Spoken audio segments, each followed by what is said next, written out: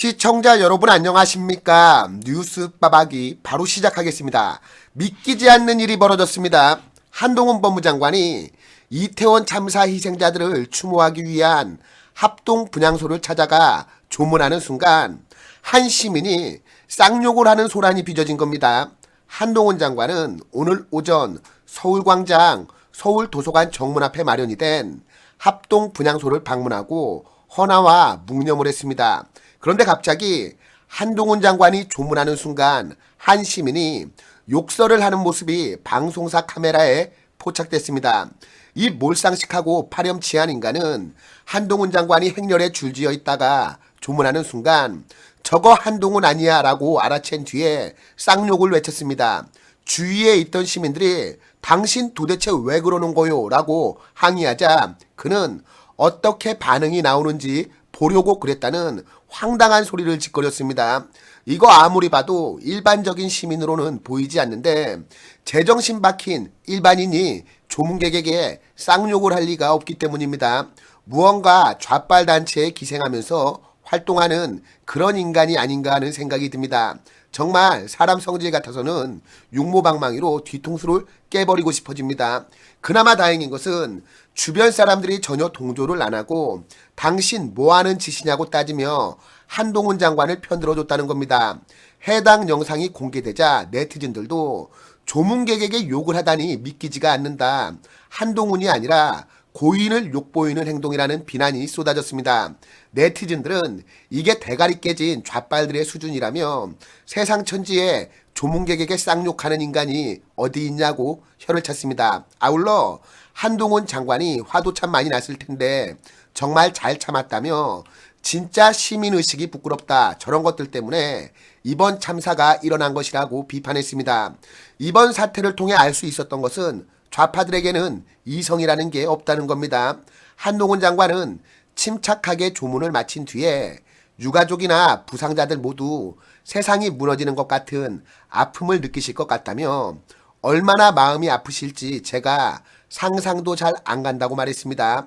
이어서 공직자로서 이런 일이 발생하지 않도록 해야 한다는 데에 대해서 무거운 책임감을 느끼고 있다며 냉철한 분석으로 다시는 이런 일이 벌어지지 않도록 재발방지책을 마련해야 될 것 같다. 법무부도 정부가 하는 일에 일조할 수 있도록 최선을 다하겠다고 강조했습니다. 그러면서 이런 일이 다시는 있어서는 안 된다고 생각한다고 덧붙였습니다.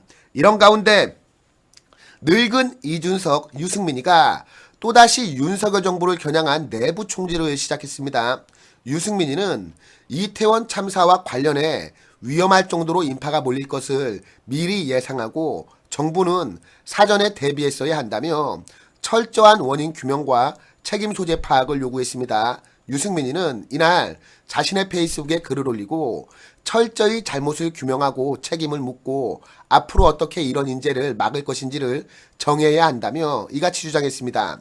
유승민이는 세상 무엇과도 바꿀 수 없는 아들, 딸, 차디차게 돌아온 자식을 끌어안고 고통에 울부짖는 엄마 아빠를 보며 눈물이 나고 분노가 치밀었다며 그 엄마 아빠의 마음으로 생각해봤다. 왜 내 자식이 거기에서 죽어야 했는지라고 주장했습니다. 그러면서 국가는 왜 존재하는가, 경찰이든 지자체든 사전 대비가 정부가 했어야 할 일이라며 경찰을 미리 배치한다고 해결될 문제가 아니었다. 선동성 정치적 주장을 해서는 안 된다라고 말한 이상민 장관부터 당장 파면해야 한다고 촉구했습니다. 나아가 전쟁이 난 것도 아니고 건물이 무너진 것도 아닌데 아무런 잘못도 책임도 없을 수는 없다며 며칠 애도만 하고 수습만 하고 지나간다면 또 다른 재앙이 기다리고 있을 것이라고 주장을 했습니다. 이어서 이 유승민이는 나 자신이 내 자녀가 그날 그 자리에 있었다고 생각한다면 대한민국 공동체가 무엇을 해야 할지 명확해질 것이라며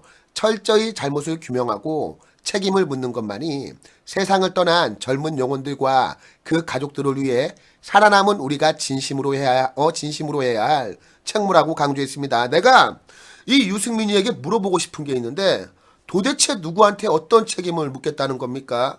아니 관련 법령의 미비로 인해서 주최 측이 없는 자발적 시민들의 모임과 행사에 공권력이 투입되기 어려운 부분이 있었는데 이거는 네가 생각이 있으면 네가 배지 달고 있을 때 의정활동할 때 입법했으면 되는 거 아닙니까? 지난 문재인 정부 내내 할로윈 축제 때마다 수많은 인파가 몰렸는데 그럼 그때 정부는 왜 입법을 안 했습니까? 책임을 따지려면 그때 침묵했던 자신이나 먼저 반성을 하고 문재인 정부와 국회의 직무유기나 따지기 바랍니다.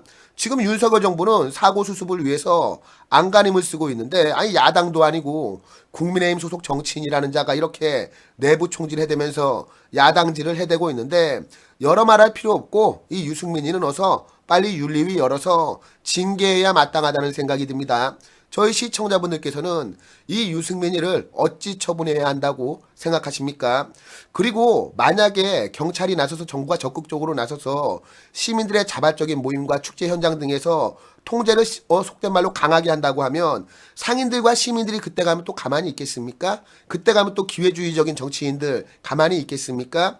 왜 시민들의 자율권을 침해하냐고 나오면서 우리 정부가 무슨 경찰 국가라도 된 것 아니냐 이런 식으로 트집 잡을 게 제가 봤을 때는 뻔합니다.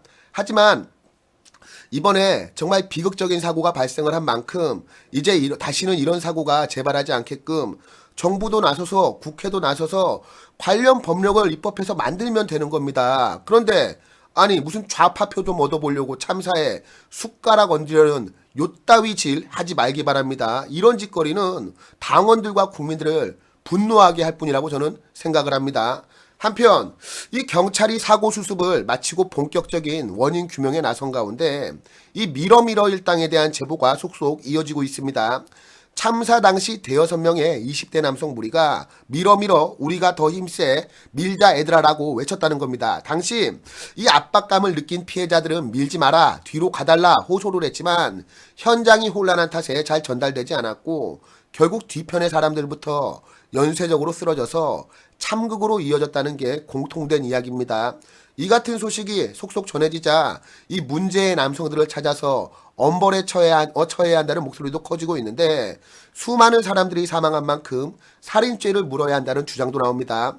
법조계 전문가들은 이 문제의 남성들에게 살인 혐의를 적용하기는 어렵지만 중과실치사 혐의가 적용될 수 있다고 입을 모았습니다. 우리 형법 제268조는 중대한 과실로 사람을 사망이나 상해에 이르게 한 자는 5년 이하의 금고 또는 2천만 원 이하의 벌금에 처한다고 규정하고 있습니다. 이 검찰 출신 임무영 변호사는 문제의 남성들은 이런 대형 참사가 일어날 것을 예상치 못하고 행동했을 것이라며 사람을 죽이겠다는 고의가 있었다고 보긴 어려운 만큼 살인죄보다는 중과실치사죄 법정 최고형이 적용될 가능성이 크다고 설명했습니다. 이어서 물론 살인의 고의 가능성도 처음부터 100% 배제하기보다는 여러 가지 가능성을 열어놓고 수사를 해야 할 것이라며 직접적인 사고 원인자가 있었다는 의혹이 제기된 이상 수사기관은 이들을 특정하는데 총력을 기울여야 한다고 강조했습니다. 어서 빨리 이 미러미러 일당의 신원을 확인해서 정확한 사고 원인을 규명해야 할 것으로 보입니다. 그럼 오늘 뉴스 빠박이는 이쯤에서 마치도록 하겠습니다. 함께해 주신 시청자 여러분 모두 감사합니다.